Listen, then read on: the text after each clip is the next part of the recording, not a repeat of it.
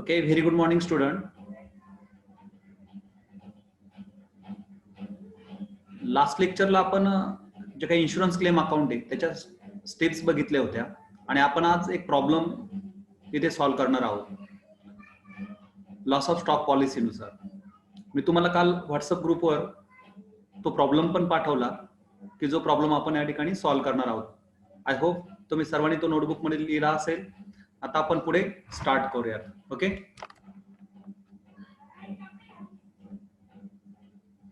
जो प्रॉब्लेम आपण काल घेतलेला होता तो problem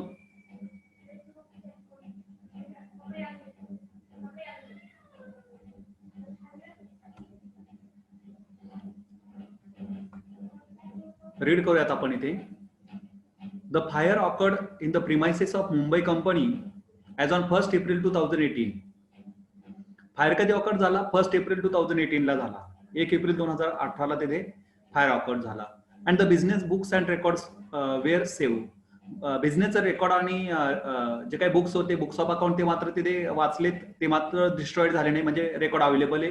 the following information was obtain. मग त्यामध्ये पर्टिक्युलर्स मध्ये purchases for the year ended 31 December 2017. आता फायर झाला तिथे 1 एप्रिल 2018 ला. आता इथे purchases for the year ending 31 December 2017 जर इयर एंडिंगचे दिले आणि इयर एंड कधी होते त्यांचं 31 डिसेंबरला होतं, तर मुलांना आपण समजून घ्यायचं की इथे इयर कसं आहे, फिनान्शियल इयर कोणतं दिलं त्यांनी? 1 एप्रिल टू 31 मार्च नाही दिलेलं. बघा, purchases for the year ended कधी झालं? इयर एंडेड 31 डिसेंबर 2017 ला झालं. म्हणजे याचा अर्थ जानेवारी टू डिसेंबर असं इयर आहे तिथे. Is it clear? इयर कसं आहे? 1 जानेवारी 2000 म्हणजे लास्ट इयर हे. कारण इथे फायर ऑकर्ड 18 मध्ये झाला, 2018 मध्ये झाला, आणि इथे मात्र purchases for the year ended 31 December 2017 last इयरचे परचेसेस आहेत आणि इयर एंडिंगचे दिले त्यांनी 31 डिसेंबरला. मग हे इयर जर इथे 31 डिसेंबरला क्लोज होतं, तर स्टार्ट कधी झालं? 1 जानेवारी 2017 ला. हे लास्ट अकाउंटिंग इयरचे तुमचे परचेसेस आहेत. पुढे same sales for the year ended 31 December 2017 last इयरचे सेल्स तुम्हाला ते दिलेत. त्यानंतर purchases from 1 January 2018 to 31 March 2018. आता करंट इयरचे इथे फायर कधी ऑकर्ड झाला? 1 एप्रिलला, आणि त्याच्या आदल्या दिवशीपर्यंत त्याच्या अगोदरचा एक दिवस कोणता आहे? 31 मार्च. बघा, 1 एप्रिल 2018 नंतर त्याच्या 1 डे बिफोर कोणता डे असणार आहे? डेट काय असणार आहे? 31 मार्च 2018. आणि करंट इयर कधी सुरू झालं? जानेवारी टू डिसेंबर असल्यामुळे हे जे इयर आहे 2018चं ते 1 जानेवारी 2018 ला सुरू झालं, ते 31 March 2018, a day before fire occurred in the premises. ज्या दिवशी फायर झाला तिथपर्यंत, म्हणजे त्या काळातलं फक्त इथे आपण कॅल्क्युलेट करतो. From starting date of accounting year of financial year up to the date of fire. आणि त्यानंतर सेम त्याच डेटचं sales from 1 January 2018 to 31 March 2018, म्हणजे जो पिरियड आहे सध्याचा 1 जानेवारी पासून तर up to the date of fire, त्या काळातले सेल्स पण इथे दिले. पुढे स्टॉक ऑन 31 डिसेंबर 2017, म्हणजे मागच्या वर्षीचा. बघा, stock on 31 December 2017, the date चुकली बरं का बेट. इथे काय, हा सॉरी, खाली दिलं 1 जानेवारी. स्टॉक ऑन 31 डिसेंबर 2017 लास्ट इयरचा क्लोजिंग स्टॉक दिला. काय दिला? लास्ट इयरचा क्लोजिंग स्टॉक दिला. आणि म्हणजे लास्ट इयर कधी क्लोज होत आहे? 31 डिसेंबर 2017 ला. त्या दिवशीचा स्टॉक दिला तरी 30,800, 30,800.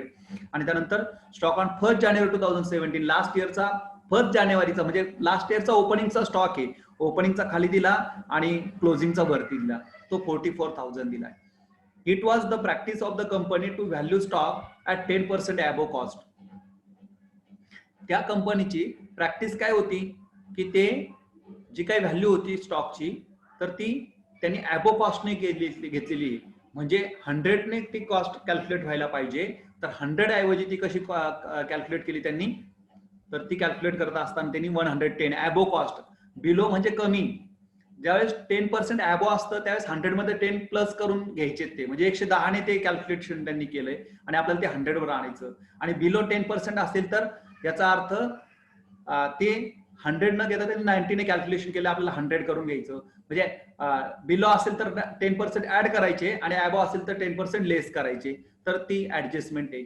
The stock salvage valued at cost rupees 4000, 4000चा कॉस्ट त्या ठिकाणी सेव्ह झालाय. त्याच्यानंतर म्हणजे हा साल्वेज स्टॉक आहे, सेव्ह स्टॉक आहे. आणि इन्शुरन्स पॉलिसी वाज रुपीज 21,000, 21,000 रुपयाची इन्शुरन्स पॉलिसी होती. And there was and average clause in the policy. Average clause त्या ठिकाणी दिले, मी डिस्कशन करतो, वरच्या स्टेप कॅल्क्युलेट झाल्यानंतर घेऊयात आपण या प्रॉब्लेम मध्ये. Calculate the amount of claim to be presented to insurance company for loss of stock. Okay,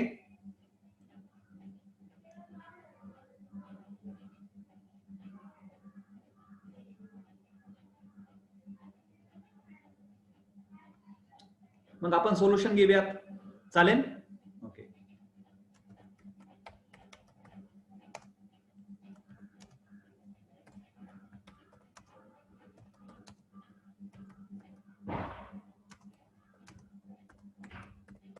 claim for loss of stock. मग स्टेप नंबर 1 काय आपली? स्टेप फर्स्ट आहे आपली last year trading account. Okay, मग last इयरचं trading account बनवायचं आपल्याला. मिडलला आपण घेतो आहोत ते.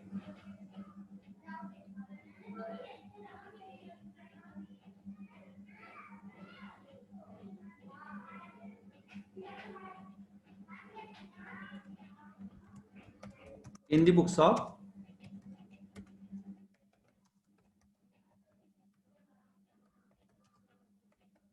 काय कंपनीचं नाव? कंपनीचं नाव Mumbai company limited.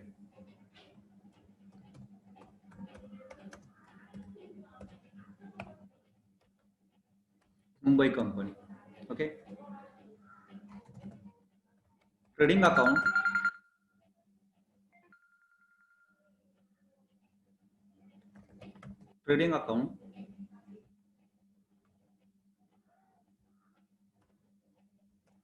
for the year ended 31st December 2017. जानेवारी टू डिसेंबर दिले म्हणून आपण लास्ट इयरचं बनवतोय. हे लास्ट इयरचं 31st डिसेंबर 2017चं ते लेजर आपण इथे बनवलं.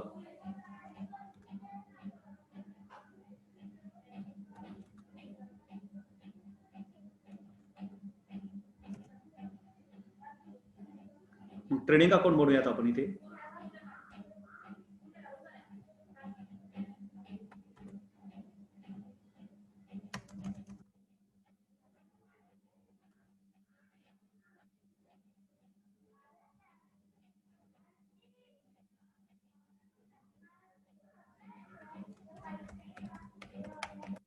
पर्टिक्युलर्स अमाउंट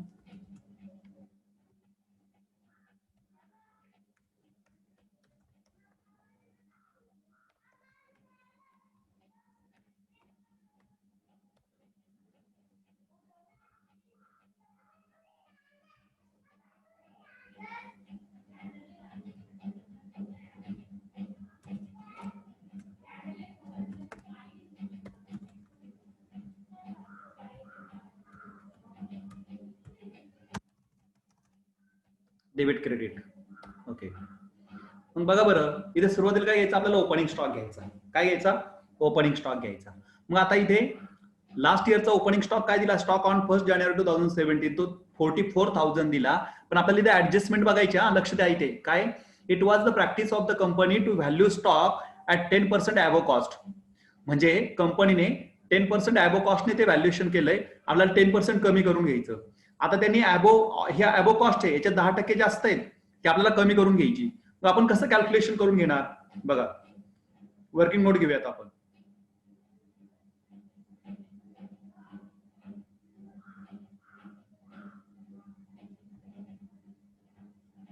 वर्किंग नोट करून घेऊयात.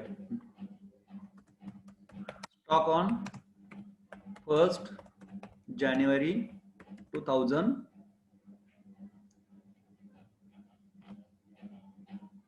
on 1 January 2017. आता तिथं देताना त्याची व्हॅल्यू किती दिली त्यांनी 44,000. आता ती डिवाइड करायची, डिवाइडेड बाय, आता त्यांनी देताना ती किती दिली 10% ॲबो दिली ना.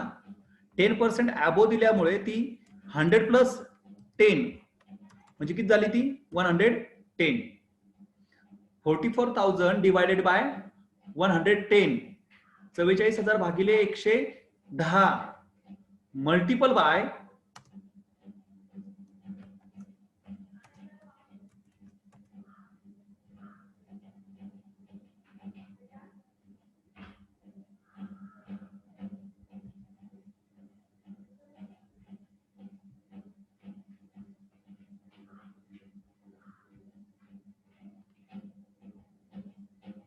Multiple by 100. 44,000 divided by 110 multiple by 100 ही त्याची एक व्हॅल्यू येईल. मला सांगा बरं चॅट बॉक्स मध्ये किती आन्सर आलं. Very good, 40,000. म्हणजे आपण 10% कमी करून घेतलं. पण इक्वेशन लक्षात ठेवा, ॲबो असेल तर 110 ने भागायचं आणि बिलो असेल तर 90 ने भागायचं. 10% बिलो असेल तर, 5% बिलो असेल तर कितीने भागायचं, कितीने डिवाइड करायचं 95 ने. 5% ॲबो असेल तर 100 मध्ये 5 ऍड करायचे, 105 ने डिवाइड करायचं आणि मल्टिपल ऑलवेज त्या ठिकाणी 100 ने कॅल्क्युलेट करायचं. म्हणजे त्या दिवशीचा ऍक्च्युअल स्टॉक आला 40,000. मग इथे घेऊयात आपण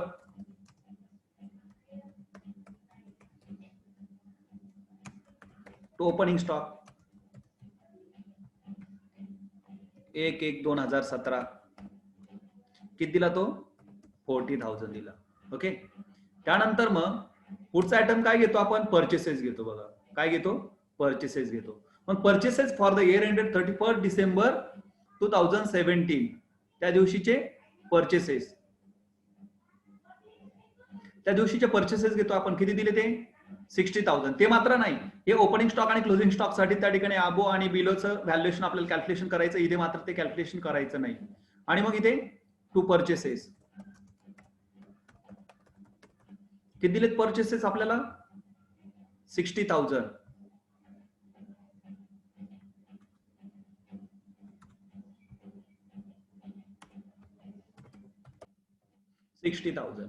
त्याच्यानंतर पुढे सेल्स दिलेत. बाय सेल्स घेतोय आपण,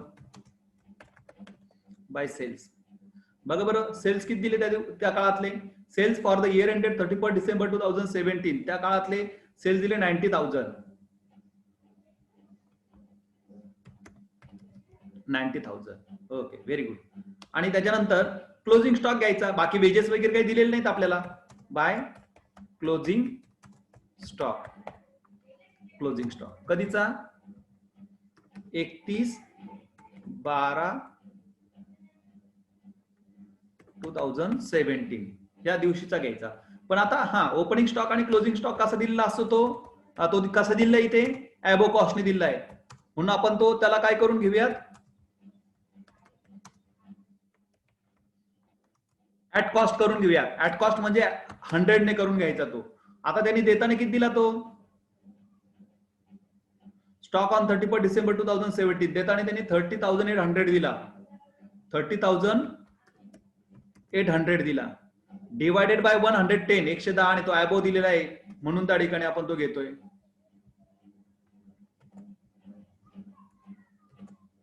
मल्टिपल बाय 100. बघा किती येतं आन्सर, मला आन्सर द्या, मेसेज करा. 28,000. Very good. किती येतो तो 28,000. ओके. म्हणून आता इथे आपण तो 28,000 घेतो आहोत. 28,000. आता या व्यतिरिक्त काही दिलेलं नाहीये. यावरनं आता आपल्याला ग्रॉस प्रॉफिट कॅल्क्युलेट करायचा. आता ग्रॉस प्रॉफिट कॅल्क्युलेट करायचा तर आपण क्रेडिटची टोटल करूयात. क्रेडिटची टोटल किती आहे ते मला मेसेज कराल, मेसेज कराल.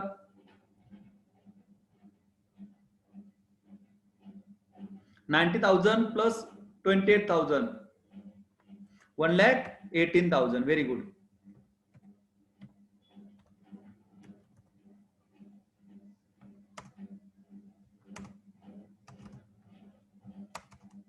$1,18,000 तीच आपण क्रेडिटला पण लिहून घेऊयात.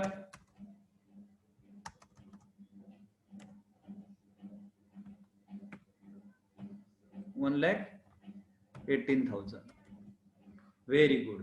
आणि मग बघा बरं आता त्या 1,18,000 मधून आपण डेबिटची बाजू लेस केली की इथे आपल्याला ग्रॉस प्रॉफिट येतो. टू ग्रॉस प्रॉफिट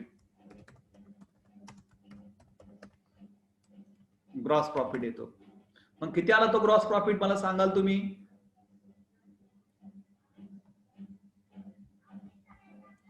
$18,000 आला. किती आला? 18,000 आला. 18,000 आला. ही झाली आपली पहिली स्टेप. ही झाली आपली फर्स्ट स्टेप. ओके. आता यानंतर मग आता आपल्याला स्टेप नंबर 2 घ्यायची. बरोबर. स्टेप नंबर 2 काय आपली? स्टेप 2 कोण सांगतंय? स्टेप 2 काय आपली?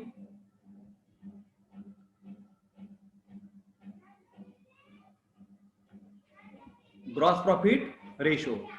नेक्स्ट स्टेप काय? Gross profit ratio. Very good. GP ratio. GP ratio घेतो आपण.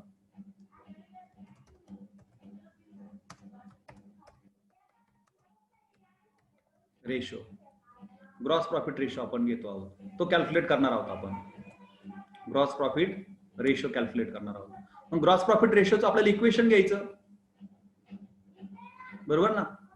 मग इक्वेशन घेत असताना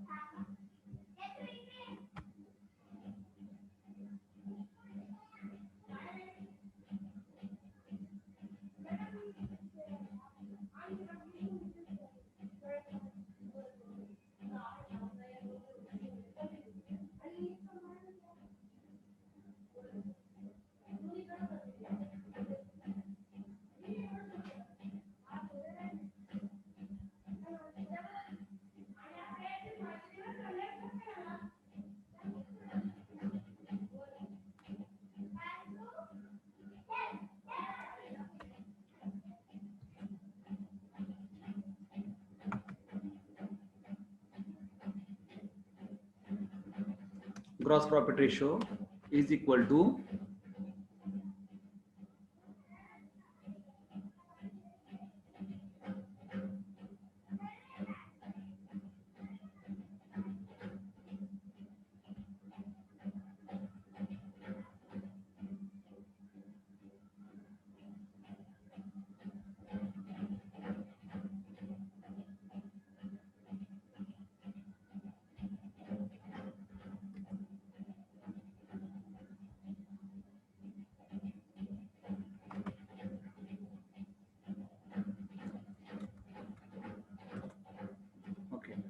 काय घेतो आपण तो?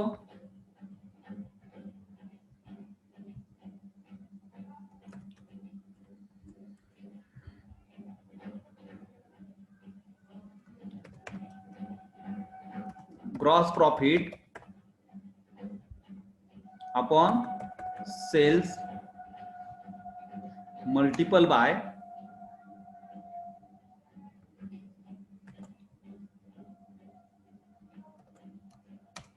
$100.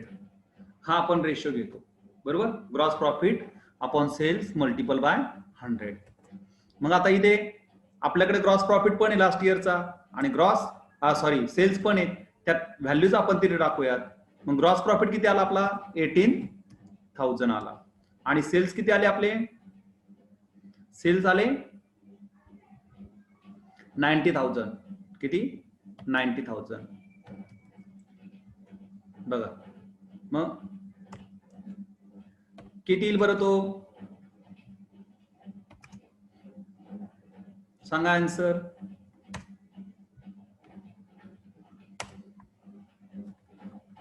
ग्रॉस प्रॉफिट रेशो आला. यस, तुमचा आन्सर बघतो मी मेसेज मध्ये.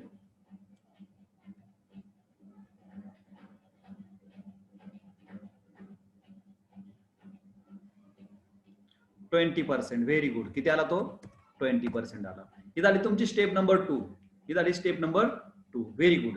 त्याच्यानंतर आता आपल्याला नेक्स्ट स्टेप कॅल्क्युलेट करायची, ती म्हणजे memorandum trading account. Step number 3.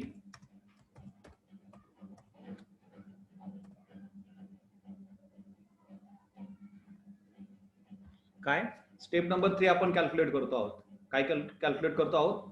Step number 3 calculate करतो आहोत. काय स्टेप नंबर 3?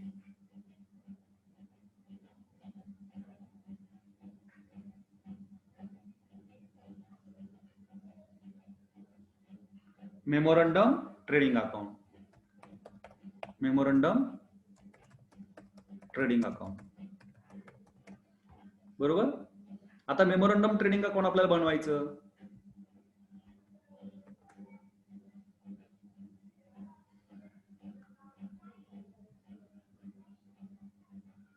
कसं घेणार मग मेमोरंडम ट्रेडिंग अकाउंट आपण?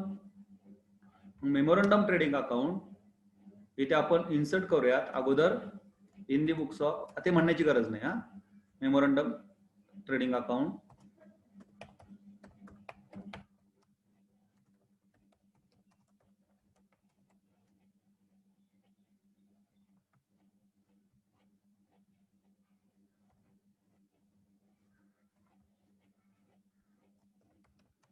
For the period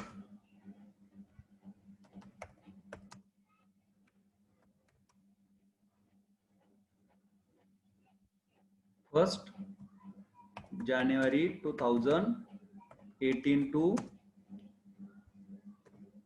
31 March. कारण त्याचा आदला दिवस घेतोय आपण, जिथं जो दिलाय तो 31 मार्च 2018.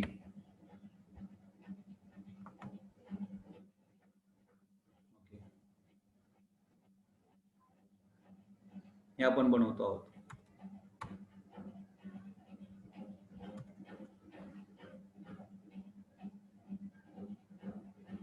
मग आता इथे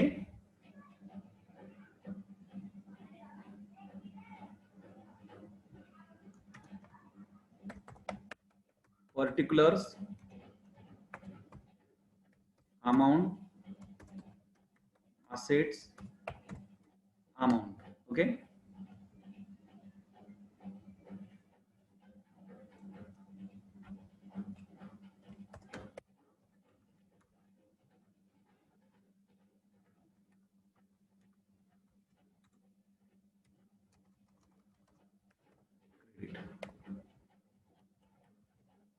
आता इथे ओपनिंग स्टॉक घेणार.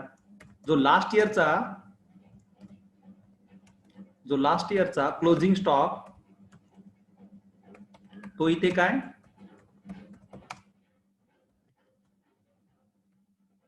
1/1/2018.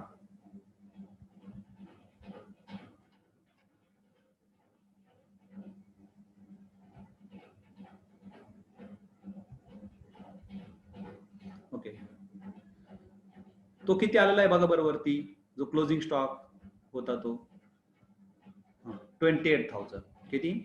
28,000.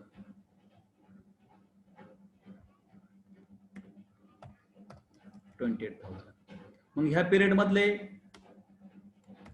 परचेसेस दिले त्यांनी बघा. परचेसेस किती दिले? Purchases from 1 January 2018 to 31 March 2018 ह्या पिरियड मध्ये 36,000.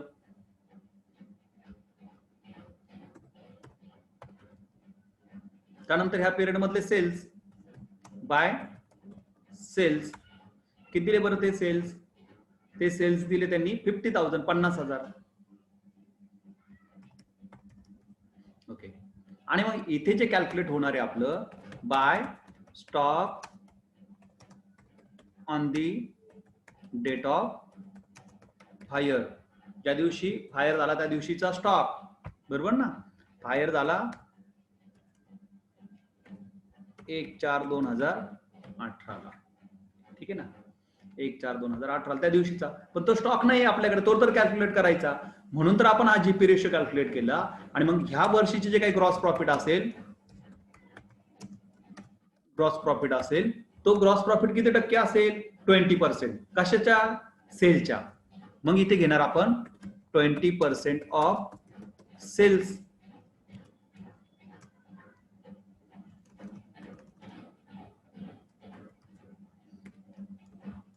20% ऑफ किती सेल्स सेल्स दिली त्या वर्षीचे 50,000. इथं जे सेल्स आहेत करंट इयरचे 50,000. 50,000च्या 20% किती येईल मग ते आन्सर द्याल मला मेसेज कराल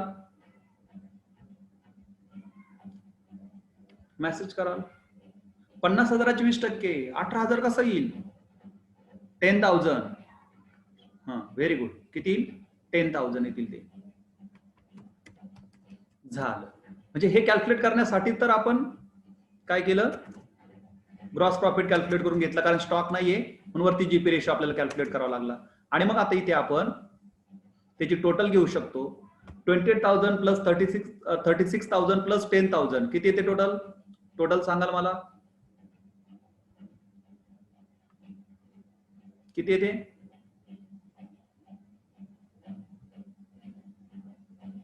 किती येते 74,000. Very good 74,000. 74,000 ती क्रेडिटला घेतली आपण 74,000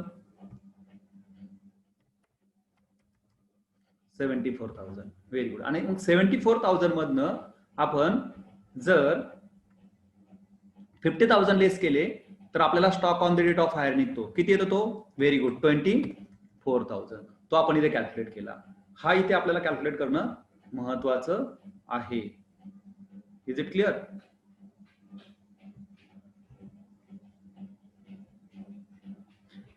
मग पुढची स्टेप घेतोय आपण step number 4 stock destroyed bye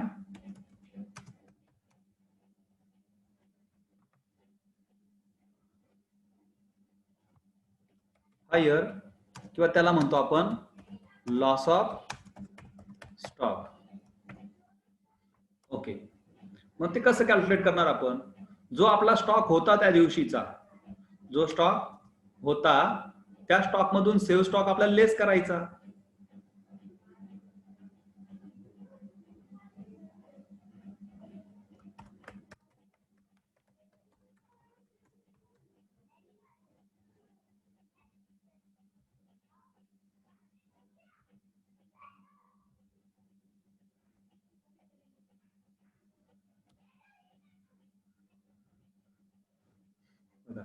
मग तो कसा करणार आपण मग इथे घेणार stock on the date of fire. Stock on the date of fire किती आपला बघा इथे आपण कॅल्क्युलेट केलाय stock on the date of fire 24,000 आणि मग त्याच्यामध्ये सेव्ह स्टॉक किंवा साल्वेज स्टॉक आपल्याला लेस करायचा. तो स्टॉक आपल्याला कुठे दिलेला आहे ऍडजस्टमेंट मध्ये दिलेला आहे. कुठे दिलाय ऍडजस्टमेंट मध्ये दिलाय. ऍडजस्टमेंट मध्ये बघा बघ तो किती दिला लेस साल्वेज स्टॉक म्हणा किंवा त्याला सेव्ह स्टॉक म्हटलं तरी चालतं किंवा त्याला सेव्ह स्टॉक म्हटलं तरी चालतं. आणि मग तो दिलेला आहे तुम्हाला प्रॉब्लेम मध्ये बघा the stock salvage valued at cost rupees 4,000 4,000चा साल्वेज झालाय तो.